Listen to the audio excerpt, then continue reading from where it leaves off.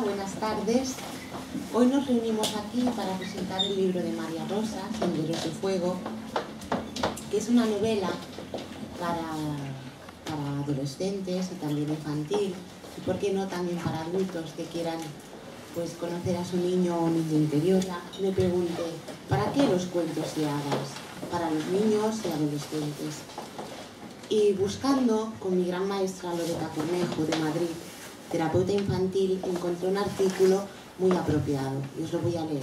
El niño entiende el cuento de hadas de una manera diferente que el adulto, pues él muchas veces ha visto o ha sentido a los gnomos, a los silfos, a las rosas, a las flores y conversa con esos personajes imaginarios.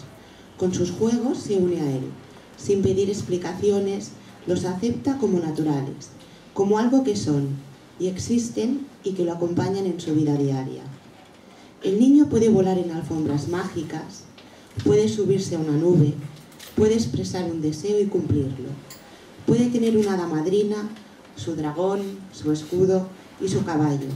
Y el niño, cuando va creciendo, así llegará un momento en el que tendrá que dejar este mundo de los cuentos de hadas, sus ensueños, sus viajes y sus imágenes, pero habrán cumplido su labor, la de enseñarle a enfrentarse a un mundo no siempre visible, a las cosas especiales que son intangibles y no corpóreas. Sabrá de grande besar a un niño, a una flor, sin avergonzarse. Sabrá llorar y sabrá reír, sin pensar que disminuye su hombría. En el caso de las niñas, sabrá ser guerrera, sin que disminuya su feminidad. Habrá príncipes hombres que usen su espada mágica de la voluntad, que sepan abrazar y componer poemas, sin dejar de ser fuertes. Y habrá princesas mujeres que dejen de ser adornos y seres débiles, muñequitas de salón, para ser guerreras en su rol.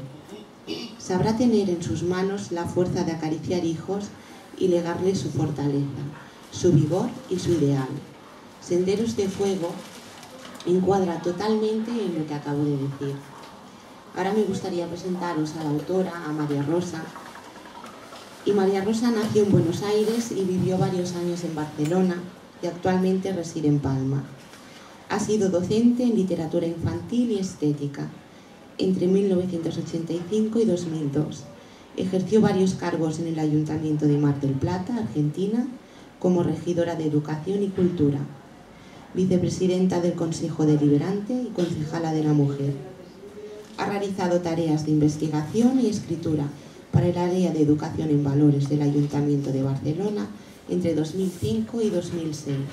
En Senderos de Fuego se incorporaron una taza grande de mitos, leyendas y fantasía, 2 tabletas de conocimiento sobre el siglo XIV, que incluye sus revueltas sociales, magos, alquimistas y caballeros, un pequeño toque de física cuántica, propiedades de las gemas y música de cristales batidas a punto de nieve, crema de amor para ligar la masa, se horneó a fuego lento y se sirvió con infinito afecto. Muchas gracias, Raquel. Muchas gracias porque la opinión de Raquel Navarro como maestra especializada y terapeuta de niños y adolescentes me interesaba particularmente.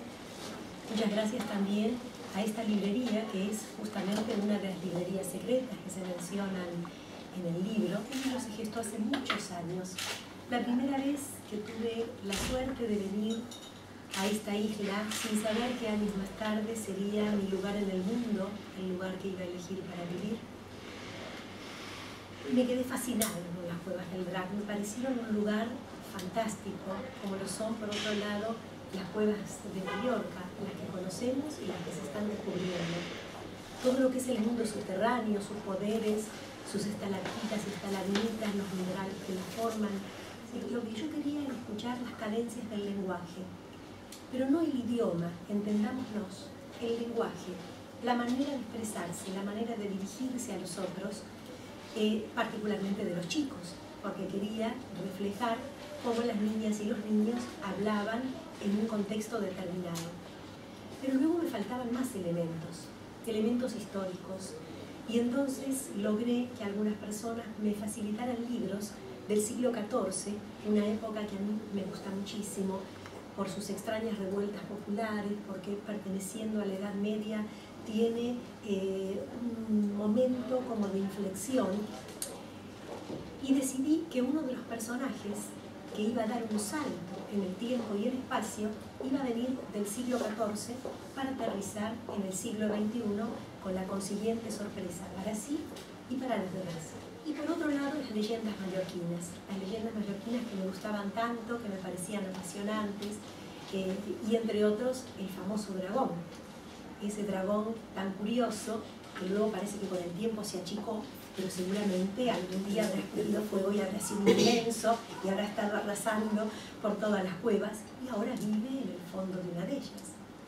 El texto tiene un cuerpo de texto que es la aventura de estos niños que se van enfrentando a un dragón, que se encuentran con un pueblo perdido en las entrañas de la tierra, que a través de esto van viviendo distintas aventuras y tienen que enfrentar diferentes fantasmas y diferentes seres oscuros y otros muy claros, porque hay un teatro de las hadas, hay lugares donde se desarrollan en medio de estos seres mágicos que van poblando el interior y el exterior de los chicos.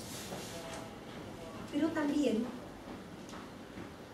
hay un texto paralelo, son los sueños del ángel. Hay un pequeño ángel que vive en una pompa de jabón que todavía no ha nacido.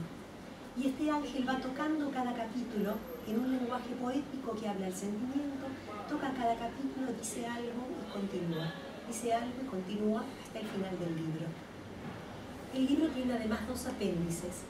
Uno son las historias de dragones y el otro la cocina de las hadas. En la cocina de las hadas encontramos recetas para hacer realmente, y los chicos las pueden hacer porque son muy sencillas, pero tienen una curiosidad. Ingredientes mágicos, no podía ser de otra manera. Las hadas tienen que poner algún complemento como para que el dulce del recuerdo retrotraiga a los recuerdos más bonitos, o si se agregan determinados polvos mágicos de estrellas y miradas de búho, se pueda volar, o algún otro ingrediente que ya irán descubriendo en la medida que se vean las recetas mágicas. Las ilustraciones de Senderos de Fuego son mapas que nos llevan a lo hondo de la tierra, y otras más que han sido realizadas por una ilustradora encantadora, amorosa, que además mi hija. Los sueños de un ángel que aún no ha nacido tienen una fuerza poco común.